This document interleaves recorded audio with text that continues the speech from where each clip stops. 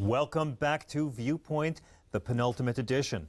Time now for the summer's biggest sequel, Hillary Hate. It's back and it's more bitter than ever. And as Newsweek's Michael Tomasky points out in his excellent column today, it's an equal opportunity pastime for liberals and conservatives alike. You see, hating Hillary was all the rage back in the Zima days of the early 90s when the Clintons ruled the White House. But then the former First Lady pulled a fast one as the surprisingly moderate junior senator from New York. She co-opted many of her former enemies, the infamous vast right-wing conspiracy, lining up with the Bushies on both the Iraq War, No Child Left Behind, the tax cuts, and the Supreme Court nominees. She went on to become a rock star as Secretary of State under President Obama until the tragedy of Benghazi was turned against her, and the persistent speculation over her run for the White House in 2016 began. And as if on cue, the Clinton hate machine has raised its ugly head once again. Coincidental or just your everyday political blood sport? Here to weigh in on Hillary Hate and other headlines of the day are three of the best people I've had on this show since the beginning. Three of the smartest minds in the business. Democratic strategist and contributor to Forbes.com, Mr. Rick Unger. Syndicated columnist and editor-in-chief of the Contributor.com, Ms. Tina Dupuy. And host of Ring of Fire and The Majority Report, the one and only Sam Cedar. I'm so grateful to all of you for coming around here. It's been really great doing the show with you guys. And since we're being nostalgic, let's talk about Hillary. Sam, does this sudden return of a rage towards a personality who's been in the news for more than 20 years now say more about Mrs. Clinton or more about the media that enjoys all this? I mean, I think it's probably a little bit of both. I mean, I think it has more actually to do with just the idea that the media wants to start turning to the 2016 campaign. And she is, by all accounts, at least a presumptive, contender, and perhaps maybe the presumptive lead on the Democratic side. And, so I think this was to be expected. I mean, this is part of the reason why I think, some people were seeing a replay in many respects of 2008. It's not going to abate, let's put it that way, over the next 2 or 3 years. I think you're right. And Tina, Tomasky points out in his piece that so much of the vitriol against Hillary does not just come from the right, it comes from the left as well. Right. She's been able to bring both the left and the right together. But I mean, let's remember that Citizens United was an anti-Hillary group, and the full name of Citizens United was Citizens United Not Timid, C-U-N-T. You're kidding me. That is true. Absolutely. Google it.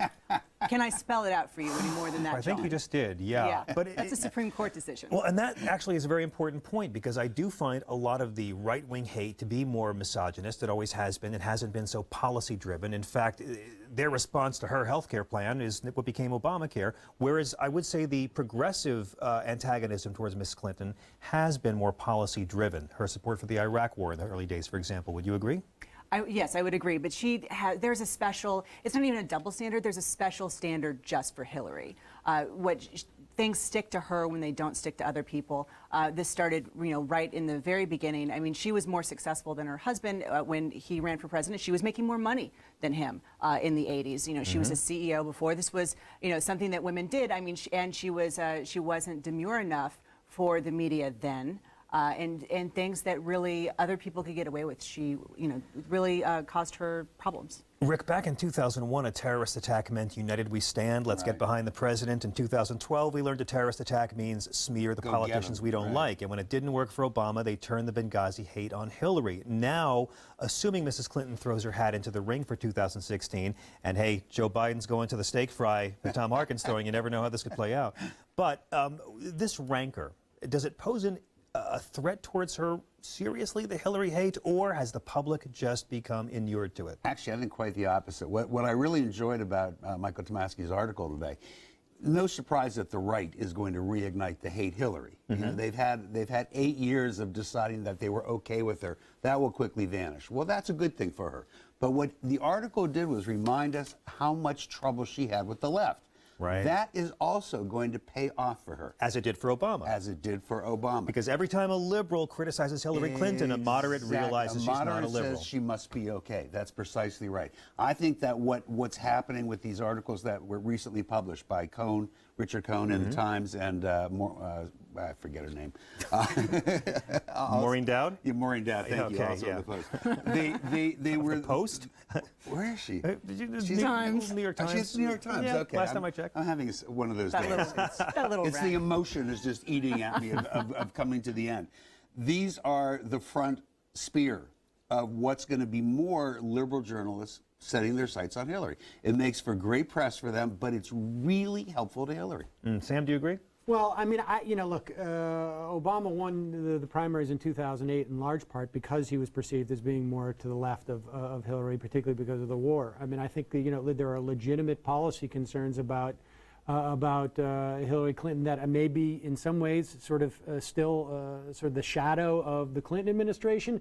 I mean, the best thing that Hillary's got going for her is that I think a lot of people voted for Obama in the Democratic primaries because they didn't want Bill Clinton's economic team. Right. Well, they ended up getting Bill Clinton's economic team, and Larry Summers may very well be named to the chair of the Fed. I mean, these are the people that people were voting against. If it wasn't the Iraq War, it was voting against the Reubenites. And in some respects, I think Hillary Clinton will benefit from the fact that, well, there's a certain inevitability that these people are not going to vacate, the positions of economic power. So unless there is a sort of really legitimately viable contender to the left of Hillary, I don't know that she's going to be hurt by these criticisms. But if someone does show up, and I don't know that Joe Biden is that person, frankly, I don't think he is. But if someone does show up, I don't know who that person would be. I mean, frankly, it's tough to know. I mean, I think a lot of people would love to see Elizabeth Warren, but I mean, it could be too. No, I don't know that she's considered too left. I think it's just simply considered too early in her career, and I don't get the sense that she's going to be in that seat for many, many years if she wants, Elizabeth Warren, and she's doing a lot of things in the Senate already.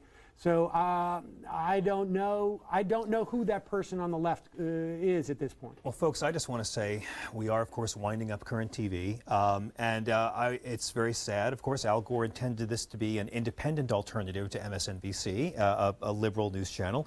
I'll let people debate how successful it was. I do think that a lot of very good programming happened, but I do want to thank each and every one of you for being a part of this experiment and for being a part of this show. When I got this gig, I was determined to surround myself with people who were better on TV and smarter than me, and I thank all three of you for being a real part of that and for being a part of what we tried to do at Current. I don't think any of us would agree that we were better on TV than you. Thank you, Rick. John, Yes? A present. I got you this because there's nobody who deserves this more than you. It's Did a you wrap that sweater. yourself? It's a sweater. You got me a gift? Yes. Oh, no way. Yeah. I can't believe this. Folks, can I get this on camera? You know, we always use these mugs for the show because it's Viewpoint with Elliot Spitzer, and they still deliver these every week for more of us. 10 months. For 10 months, it's been that. So look what Tina Dupuy just got me. Look at that. Viewpoint, Just and it in even time. spelled my name right on. Couldn't gotten them for all of Wow. us 10 months ago? This is fair. I can't believe you did You this. you Thank have earned it.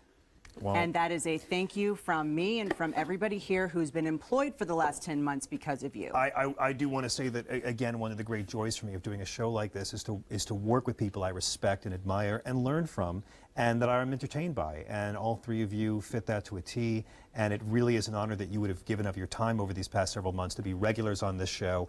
And for the brilliant audience we have, thank you for giving of your We'll do it expertise. again somewhere. Yes. Yeah. Indeed. I think we just might. We'll do it again. The great Rick Unger, the luminous Tina Dupuy, the brilliant Sam Cedar. I look forward to working with all of you again elsewhere. And up next, The Art of Hate, American Christian style. It's tonight's final F-bomb. Don't go away.